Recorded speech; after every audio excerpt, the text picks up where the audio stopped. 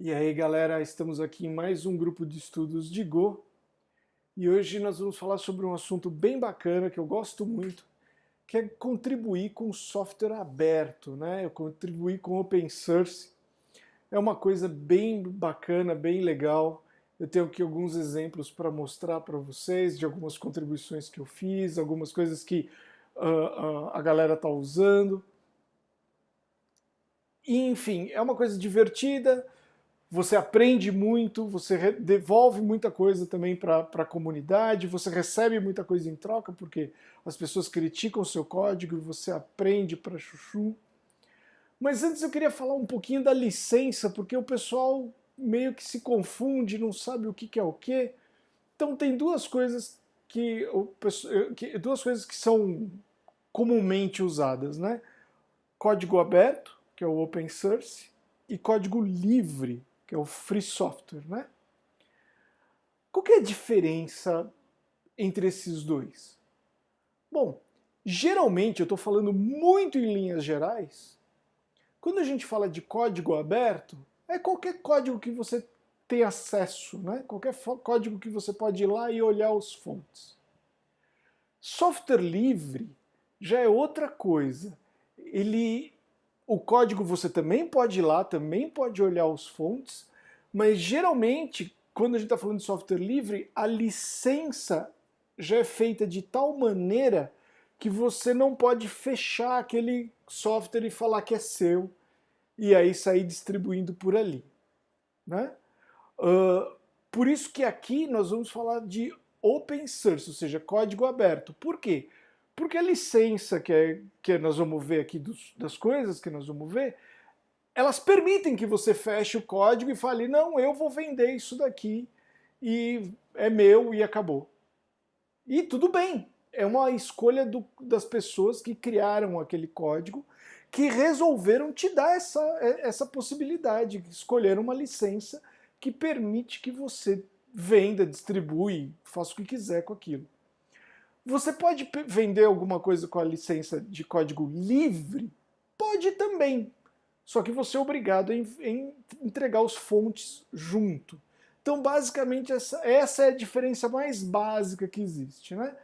Código livre você sempre tem que entregar os fontes, caso o usuário peça, né? Depende da licença.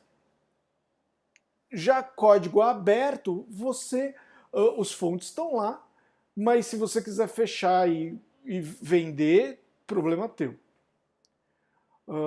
E por uma questão filosófica que dá uma discussão que eu só topo fazer se for à base de cerveja, eu prefiro código aberto, né?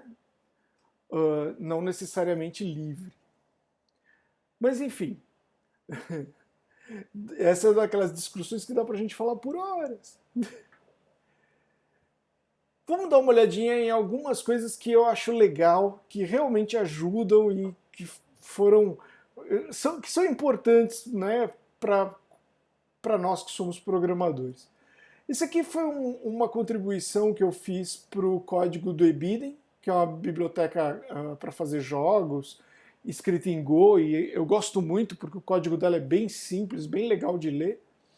E eu fiz essa contribuição, que é fazer esse efeito de fogo do Doom aqui. Né? Já faz algum tempo a gente falou dela aqui no grupo de estudos.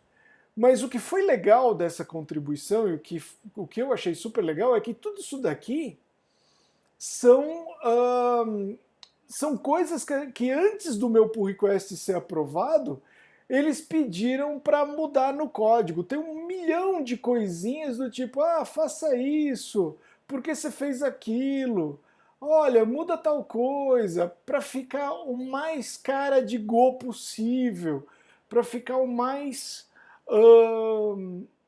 no estilo da biblioteca. Então isso é uma coisa muito legal, porque de um lado é frustrante, porque, puxa, ainda o meu código ainda não foi aceito, mas por outro lado é uma aula de, olha, vamos aprender a contribuir com o software e então você tem que fazer as coisas nas regras do nosso time e as regras do nosso time são essas. Então faça isso, faça aquilo, faça aquele outro. É bem legal porque você aprende os porquês de muita coisa. Você está vendo que não paro de girar a tela e tem coisas que foram pedidas para ser alteradas, né? Mas no final, o pacote foi mergeado e agora faz parte da biblioteca lá. O César, você está compartilhando a tela aí? Eu esqueci de compartilhar a tela. Ninguém me avisa, né? E Bom, que eu tava vendo Só comigo. ainda bem que está filmando, então depois vocês podem assistir a parte filmada. Agora vocês estão vendo a tela. Sim. Estão vendo aqui o repositório do Ebiden. Tá certo. Então, essa daqui é a parte que estava... que eu estava falando, né? Olha só, né? Todos os itens que pediram para mim mudar, um monte de coisinhas, né? Que pediram para mim mudar enquanto eu estava fazendo a biblioteca, para ficar mais do jeito do Ebiden, né? Não ficar do meu jeito. E o jeito deles é muito Go mesmo, muito fácil de ler, muito fácil de entender. Então, foi muito instrutivo, né? Porque os caras são bons e eles explicam direitinho, né? Bom, enfim, né? É legal. Você tem esse lado que você aprende muito. Isso acho que é a grande vantagem do open source, você poder interagir com outras equipes e ver coisas para fora da sua equipe, né? Aí vamos ver outro código aqui, que é o código do PREST. PREST a gente já falou 1 milhão de vezes aqui, e vamos falar muito mais, porque é um negócio fantástico. O que ele faz, né? Ele cria uma interface REST para o seu banco de dados PostgreSQL. E aqui estamos na área de issues, né? E aí tem várias issuezinhas, coisas, tem desde coisas difíceis até coisas fáceis, bugzinhos e coisinhas para implementar. E esses dias eu achei deixa eu ver se eu acho que eu já deixei aberto aqui. Esse aqui eu quero mostrar depois. Esse aqui, ó. Eu achei um bug na documentação do PREST. Tem a página de documentação e quando você clicava no botão para você editar aquela página da documentação, o botão falhava. Então, eu não queria corrigir isso aquela hora, porque eu estava fazendo outra coisa e eu não queria mexer nisso. Então, o que você faz? Qual é uma forma muito boa de você contribuir? É você abrir uma issue. Encontrei um problema. Escreve a issue, descreve o problema da melhor forma que você puder, explicando o que está acontecendo, como fazer para reproduzir o problema. Se você sabe qual que é o conserto, você põe lá, eu acho que o conserto é por aqui, e pronto. E as pessoas vão avaliar aquela issue, vão fazer. No caso aqui, o Avelino já fez a correção, está só esperando a gente ir lá e aprovar e ver o que está acontecendo. E depois eu vou até dar uma olhadinha porque não está passando nos testes e é por isso que não está aprovado ainda. Mas enfim, não está podendo contribuir ou acha que não consegue essas coisas, mas encontrou alguma coisa que pode ser mudada, uma melhoria em alguma coisa, uma feature que você gostaria de ter no software, ou você encontrou algum bug, vai lá, faz uma issue. 0 de código, mas você já contribuiu. E é uma contribuição muito boa, muito útil. Os autores os programadores que estiverem fazendo vão adorar saber o que tem gente usando e se preocupando com o software e mexendo e aprendendo também. Bom, também no PREST eu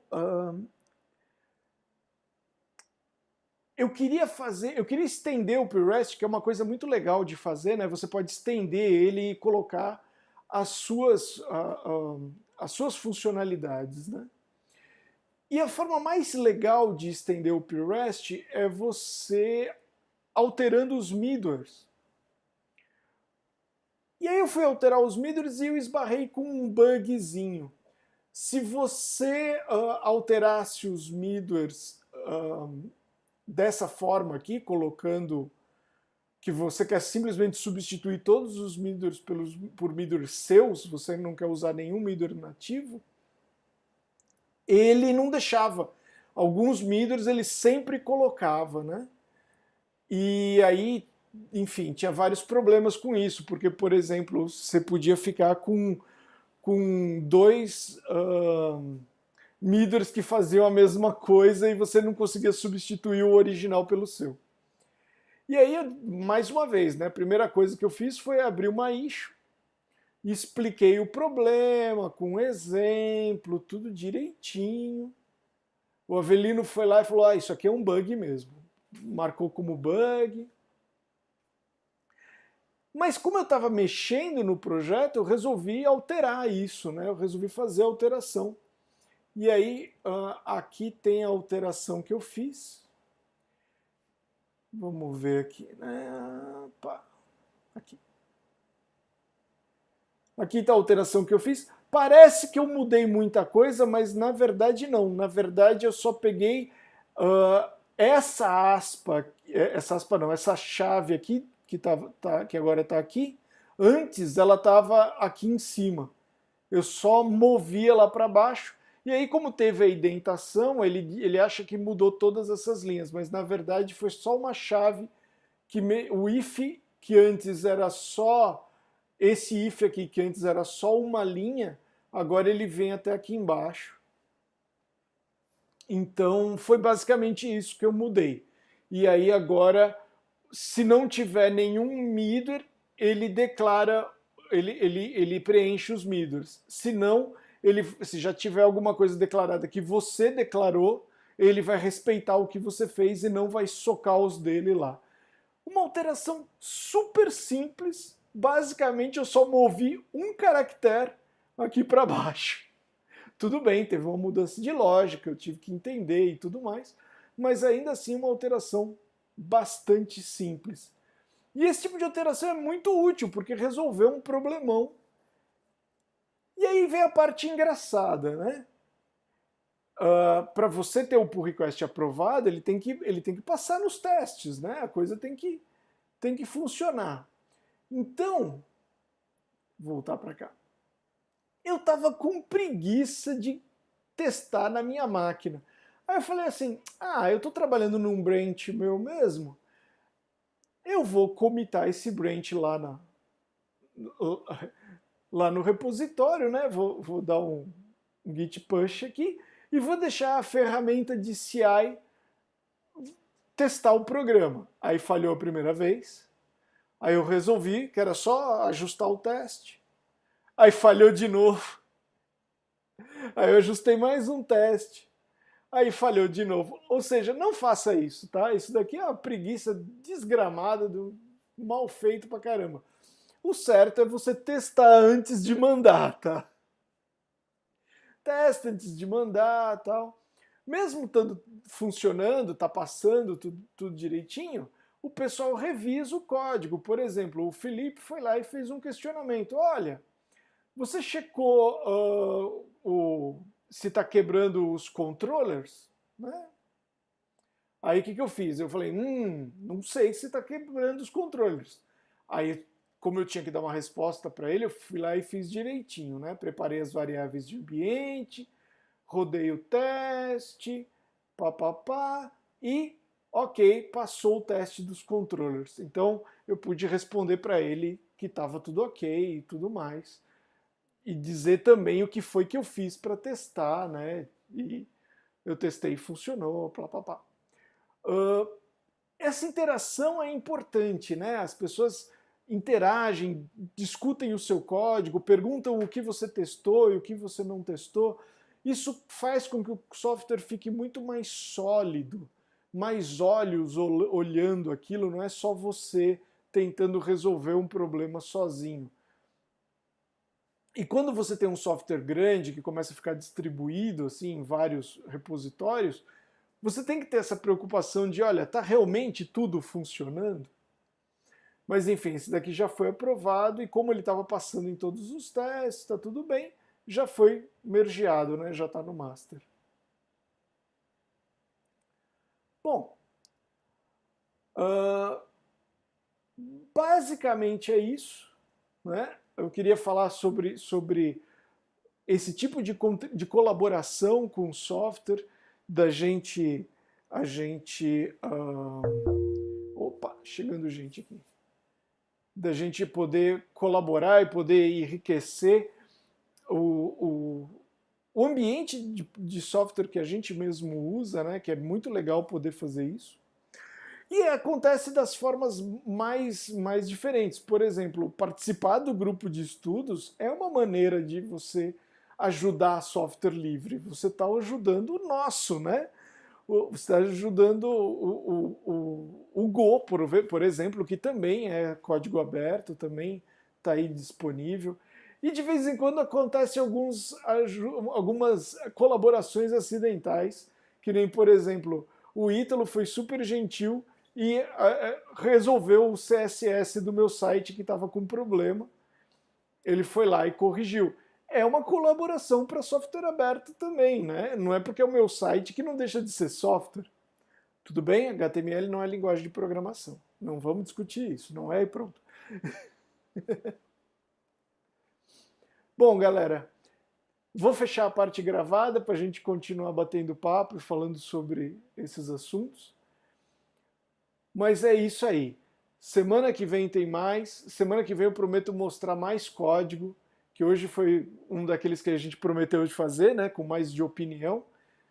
Mas também é importante, também é legal. E eu quero ver mais gente participando. Então, até semana que vem.